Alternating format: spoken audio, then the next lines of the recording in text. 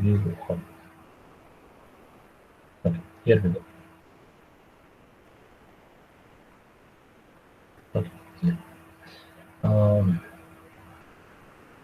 Okay, yes. I close this compiler. Let me close this. Last class we were discussing about the characteristics of operational amplifiers. We discussed a few characteristics like input offset current, input offset voltage, and let us say CMRR, common mode rejection ratio. Okay.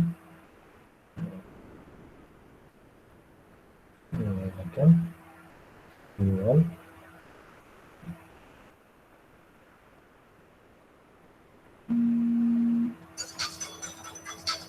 Just hold on a second. I'll back in just a minute. Just hold on.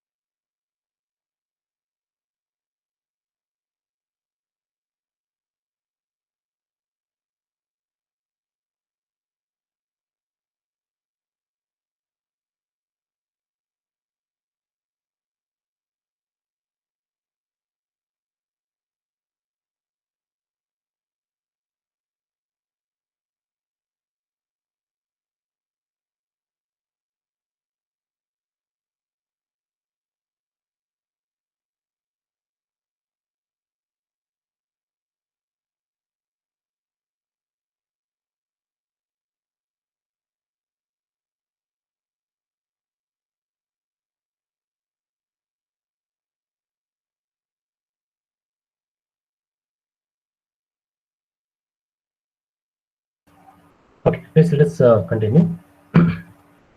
We were discussing about the characteristics of operational amplifiers. What we discussed, input offset voltage, okay, common mode voltage, that also we discussed. Okay, we'll discuss this one now, guys. There is supply mode rejection ratio. Okay, here we go.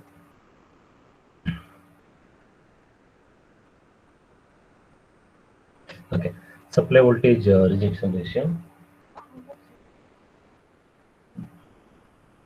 Yes, just a second. Yes, just a second.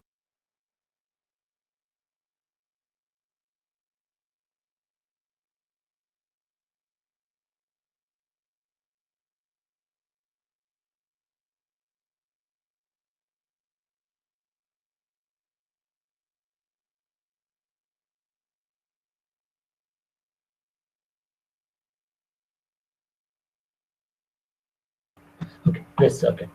Yes, I'm sorry. Yes, here we go. Supply voltage rejection. What is supply voltage rejection ratio? Okay, so the op-amp input offset voltage, VIO, this we discussed in the last class, caused by variation in the supply voltages is called as a supply voltage rejection ratio. Okay. Okay, what happens, guys, it is something like this. Let us understand like this. So we have a op-amp. Sorry, this is okay. This is the op-amp. It has a non-inverting input terminal, inverting input terminal, and the output. Okay, and this has supply voltage. Yeah, here we go. Okay, this has, what is supply voltage? Is biasing voltage. It is nothing but biasing voltage. For example, let's say for a 741 op-amp, generally the voltage range is 12 plus or minus 12 volts to plus or minus 50. Let me take 15 volts as an example. For example, okay, 15 volts plus or minus plus and minus 15 volts. Okay. Yes, what happens is that these two voltages, what we specified as plus and minus 15 volts, these are stable regulated power supplies, DC voltages. But what happens practically is that slight change in these voltages can cause change in the effective input voltage, input offset voltage, VIO. Input offset, this we have seen in the last class. What is input offset voltage? Okay, what is input offset voltage? The input voltage which is required to nullify the output voltage to 0. nullify the output voltage. To make output voltage 0, we have to apply some input voltage, that is called as a input offset voltage. Input offset voltage. This okay. This supply voltage, whatever we apply, this voltage is expected to be a stable regulated power supply. But in case if this supply voltage varies due to some disturbance in the supply source, on the DC source, this input offset voltage changes. For a 741 op amp, this was equal to 90 millivolts. What was the voltage base? I think sorry, I forgot. For input offset voltage for 741 6, for example, let's say 6 millivolt input offset voltage. This will change. As this changes, output voltage also changes. Output offset voltage also changes. Okay, so thereby the ability of an op amp to reject change in the input offset voltage due to changes in the supply voltage is called as a supply voltage rejection ratio. It is called as supply voltage rejection ratio. So that's what explained here. Supply voltage rejection ratio. A variety of terms equivalent to SVR are used by different manufacturers, such as power supply rejection ratio. In some, manufacturer, in some authors, they call the supply voltage rejection ratio as power supply rejection ratio. Power supply means it's nothing but this supply voltage, biasing voltage. It's also called as a biasing voltage. And the power supply it is also called as a power supply sensitivity. Okay, the same thing is called as power supply sensitivity.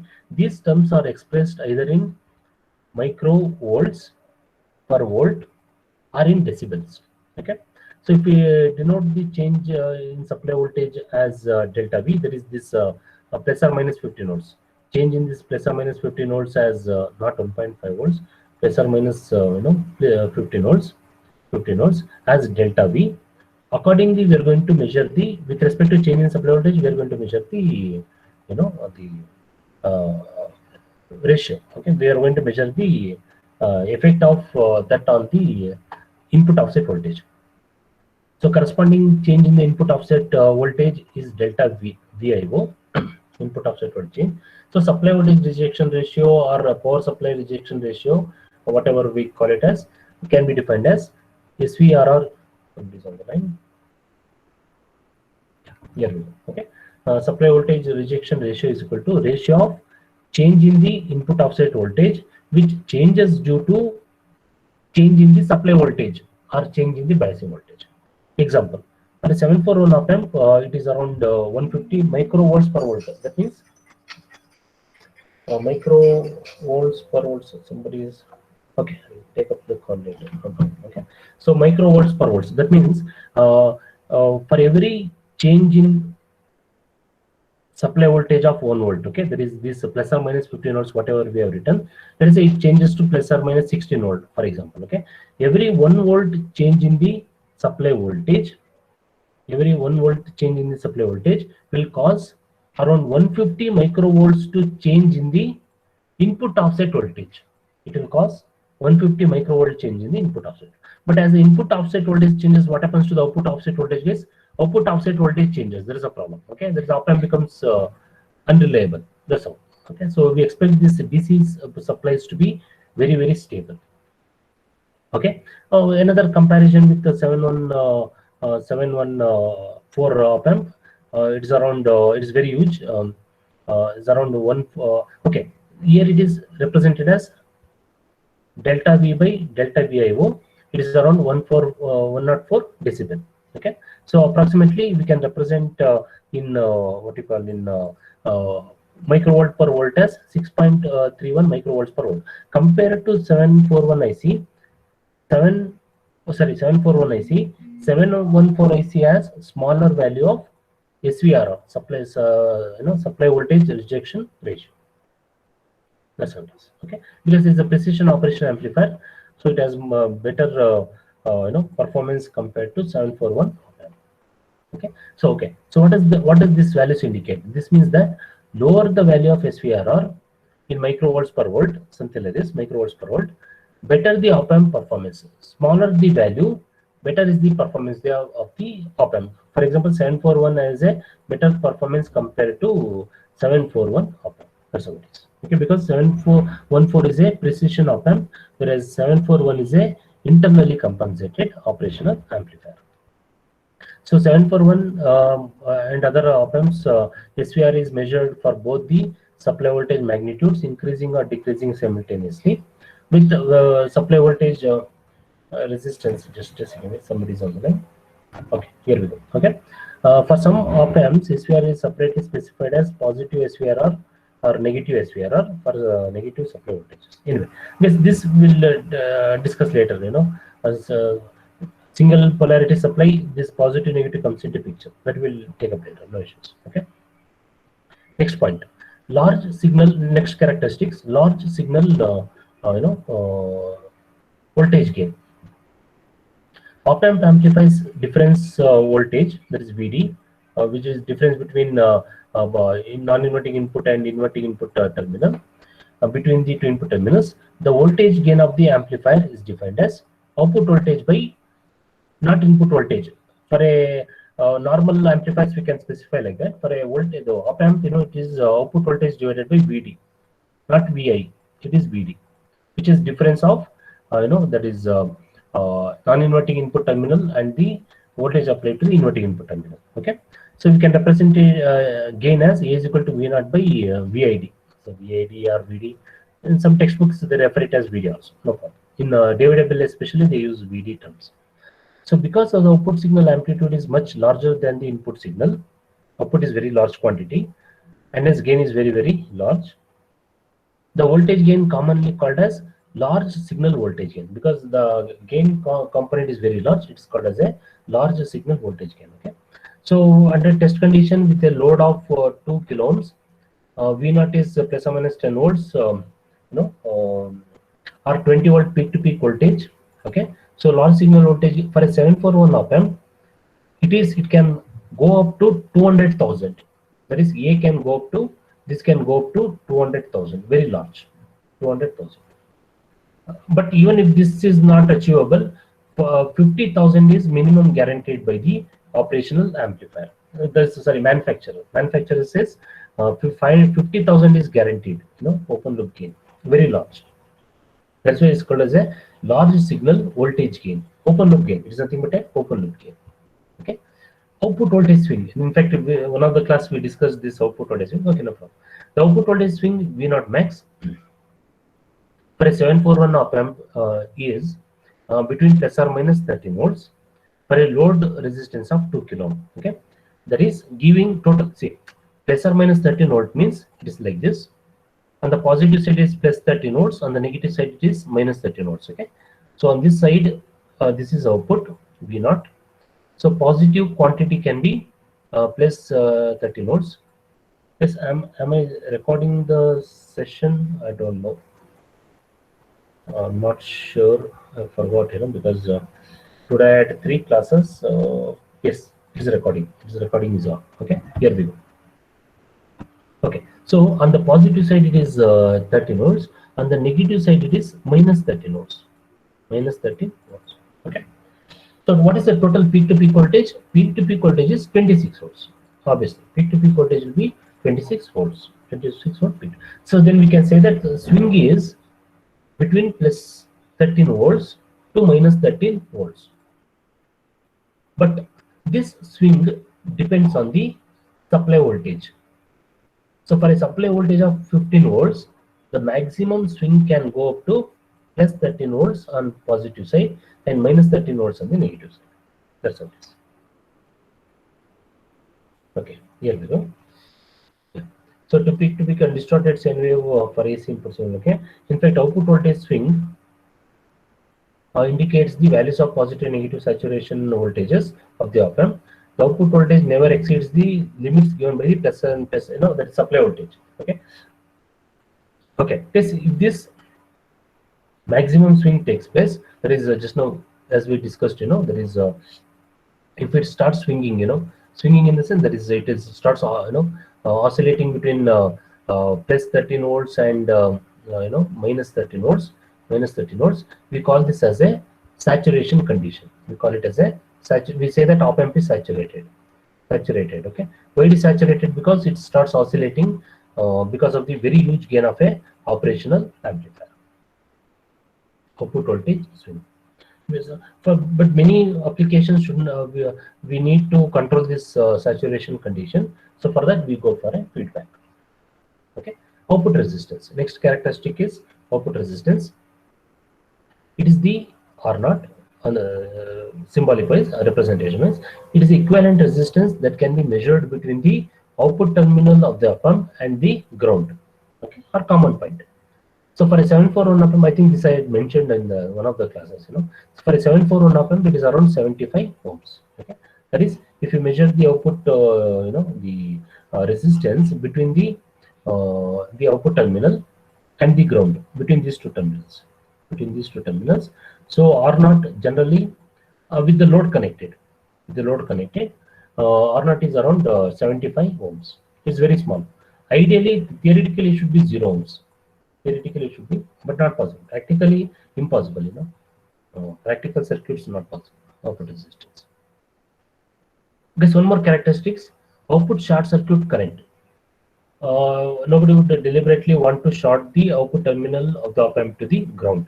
Okay, but if such an event were to happen accidentally, the current through the short would certainly be much higher in value than the either IB, that is base current, input base current, or input offset current. Okay, this high current may damage the op-amp if it does not have output short circuit protection. Okay.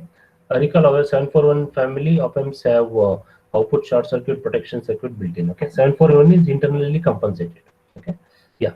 So for a short circuit, this I'll explain this concept. Okay, with an example I'll explain this.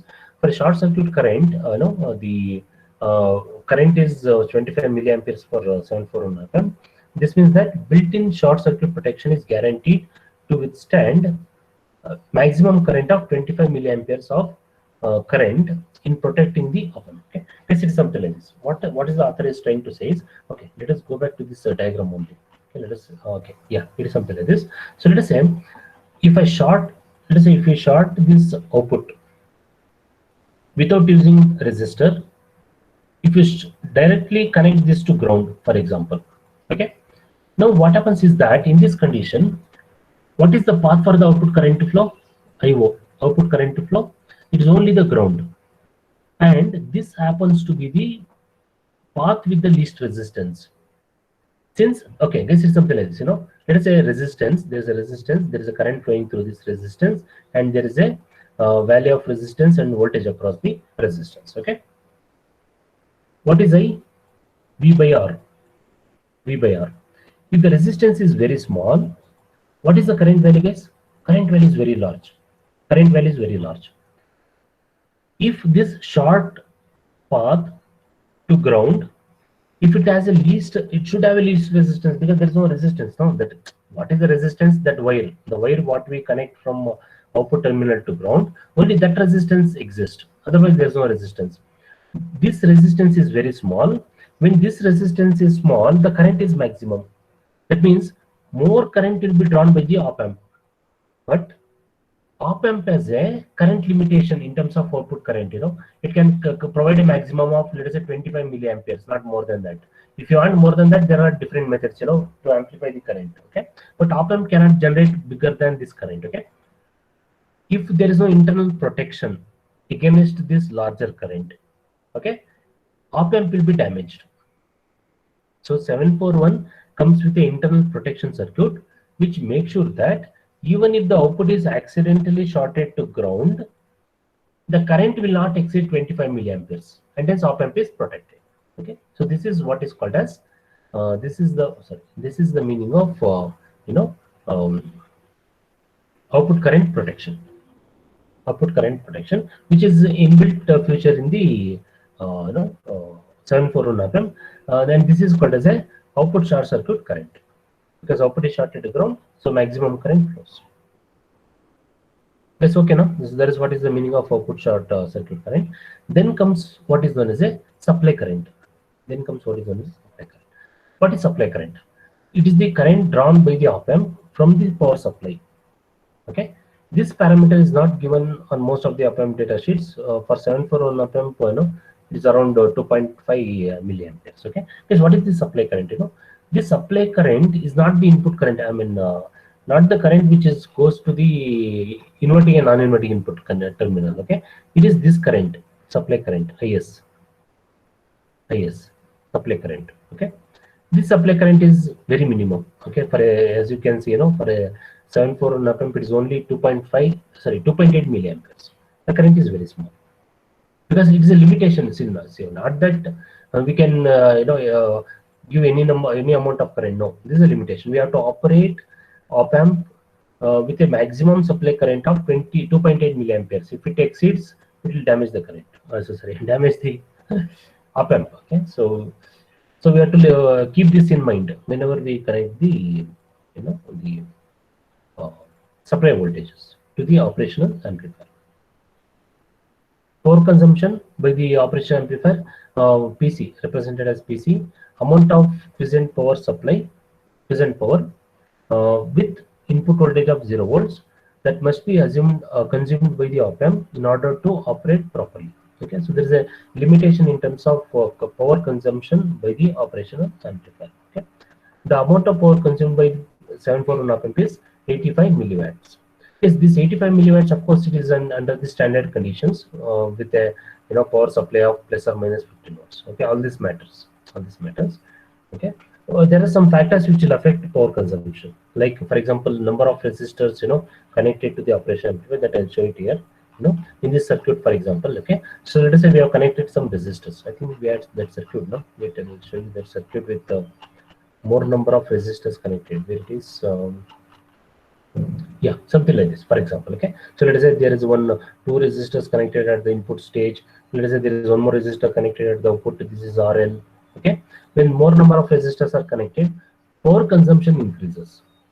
Power consumption of the entire circuit, which in turn increases the power consumption by the operational amplifier. Okay, so that's why we have to limit the amount of resistance that is connected to operational amplifiers. Okay, so we'll discuss. Uh, discuss more on that when we discuss the design of a circuits using operational amplifier. Power consumption. Next is transient response. What is transient response? Okay, response of any practical network to a given input is composed of two parts. There is the type of response is transient response and what is known as a steady state response. What is transient response? The transient response is that portion of the complete response before the output attains some fixed value. That is before the output stabilizes. That response is called as a transient response. Once stabilization is reached, this fixed value remains at that level and is therefore referred to as the steady state value or steady state response. So the response of the network after it attains fixed value is independent of the time and is called as a steady state response. Okay. So initially, that is initial response is transient response. When it attains stability, that is called as a steady state response. So unlike the steady state response, the transient response is time variant. Okay, once it attains stability, the response is independent of the time, But till it attains stability, then it is a transient response that is dependent on the time. Okay, somebody is calling. Sunita madam is calling. Just give me a second, guys. Madam is calling third time in this class, so I need to pick the call. Just 2 minutes.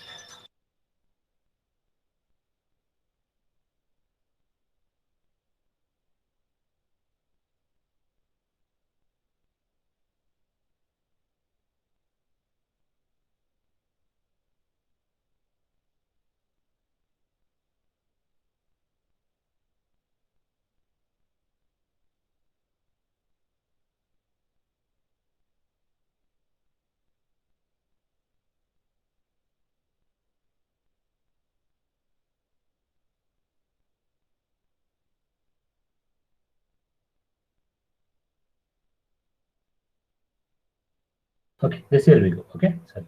Okay, so where I was, I'm not here. I think I was discussing. Okay. Okay, transient response is time variant. Okay, time variant means it is depends on the time because it varies from op-amp to op-amp. Okay, but steady state response, once it reaches steady state, no problem. Okay, it is independent of time. So the rise time and the percent of overshoot are characteristics of the transient response. The rise time is something like this case. I'll show you the response.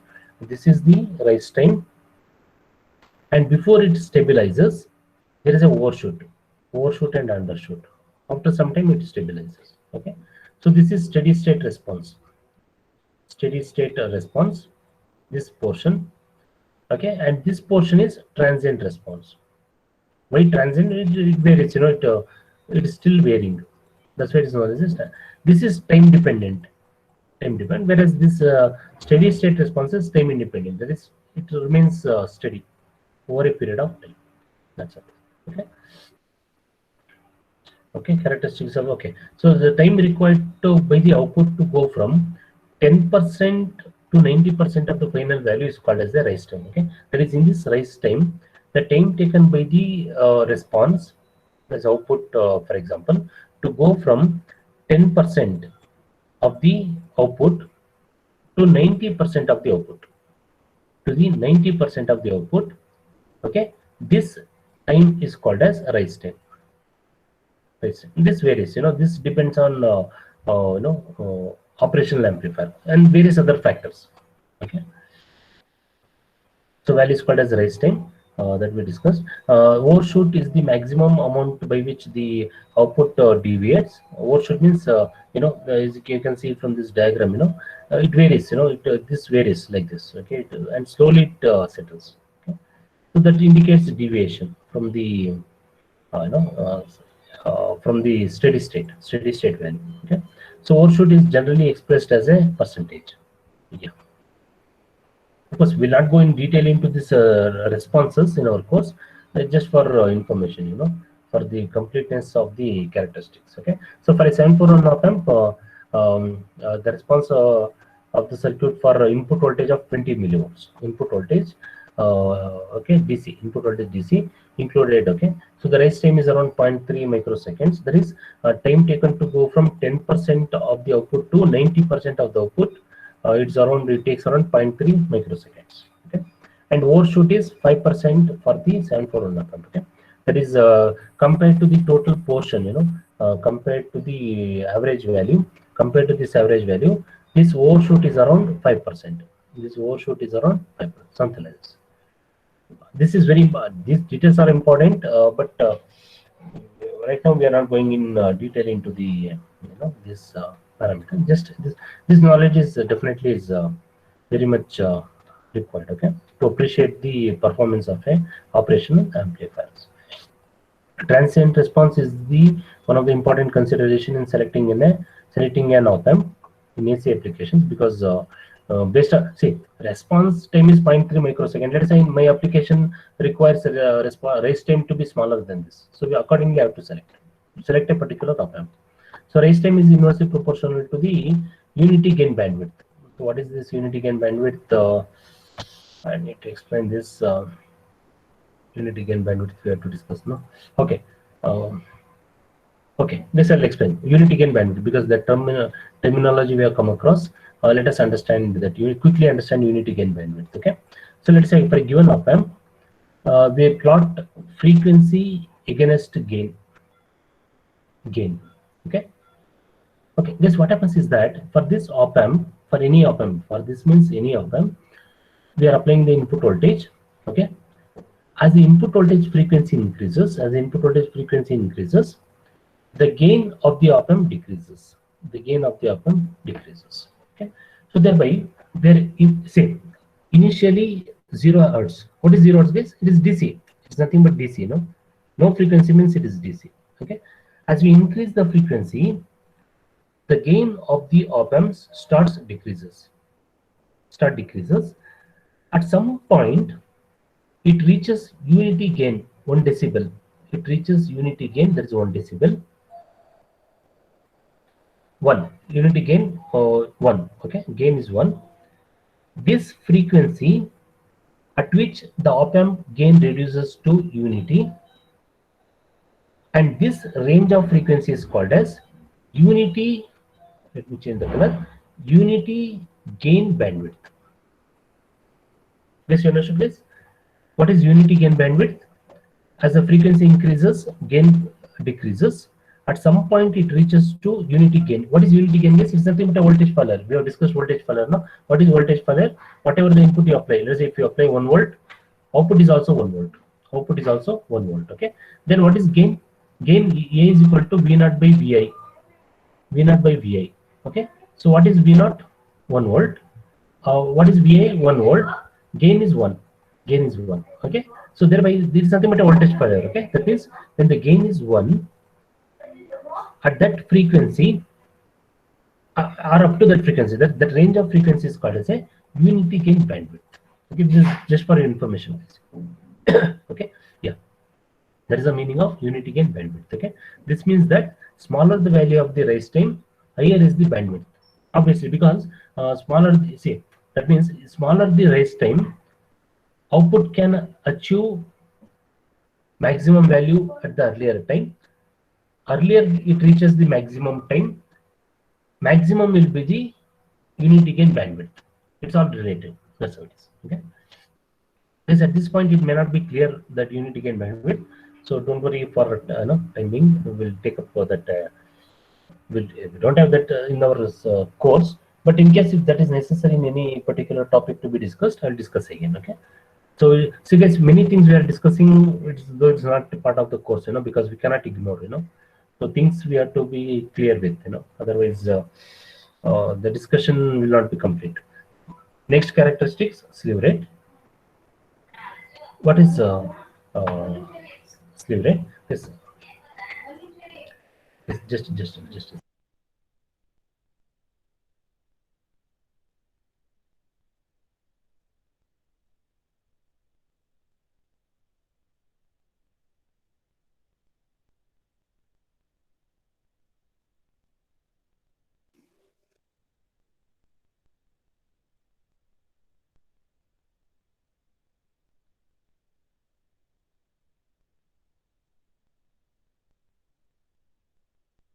Okay, yes, okay. I'll continue. I'm sorry, like disturbance. Okay, here we go. Guess okay. Slew rate. I was discussing the slew rate. Let us understand slew rate. What is slew rate? Very, very important. One of the important characteristics. It is defined as maximum rate of change of output voltage per unit of time, and is expressed in volts per microseconds. Just a second. Yes, just a second.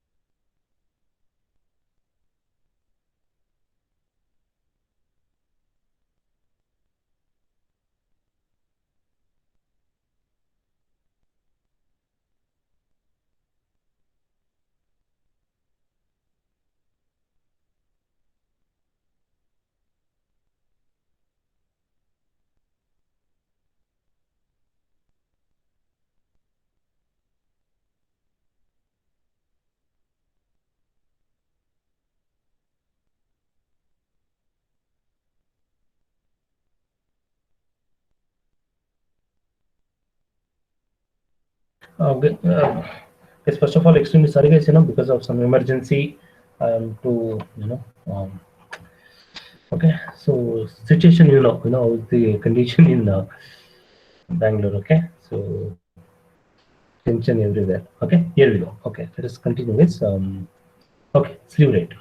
We are discussing. I think, guys, I think you are audible, right? And sometimes I'll forget to turn on the mic. Yeah, it is on. It is on. No problem. Okay. Sometimes I'll forget this way. Okay, here we go. Slew rate.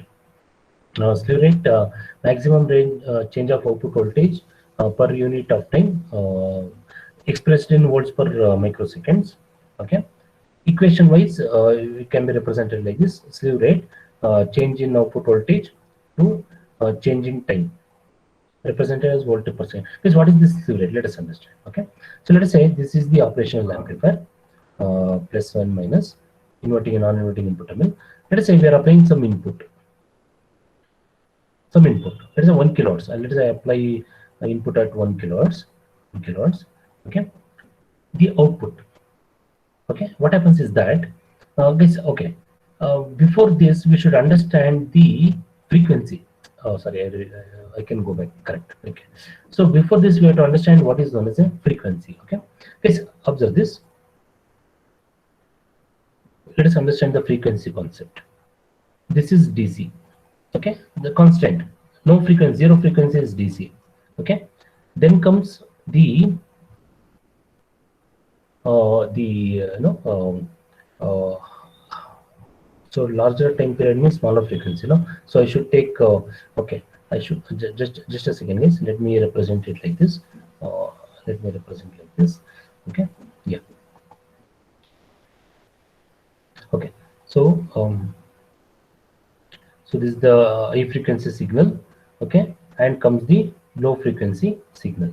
Low frequency signal. Okay, so guys, what I'm trying to show in this picture is that constant value corresponds to DC. This is DC component. Time period is smaller. If time is smaller, what is frequency? Frequency is larger. If time is smaller, frequency is larger. Okay, so larger frequency signal. Time period is larger. That means frequency is smaller. Smaller frequency. Okay, this is the larger frequency. F larger frequency. Okay, because what happens is that if you see this larger frequency signal, okay, look at the rise time. Rise time is very small because within small duration, okay, the signal has to change drastically. It has to reach a very large frequency for it to change drastically.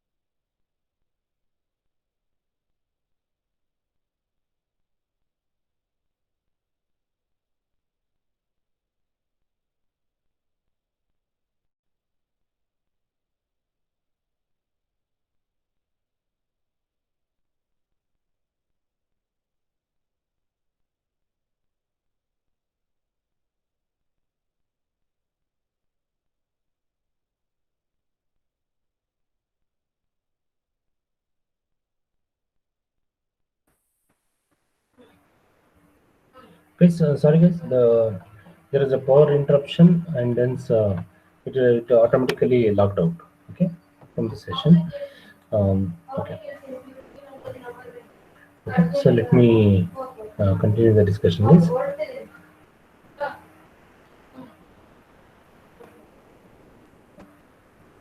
Please, I'm sorry, I'll not be able to continue the class, guys. No, I'll see you in the next class. Okay, I'm sorry. Sorry. Please, I'll see you in the next class, guys. Sorry. Thank you. Bye. Bye.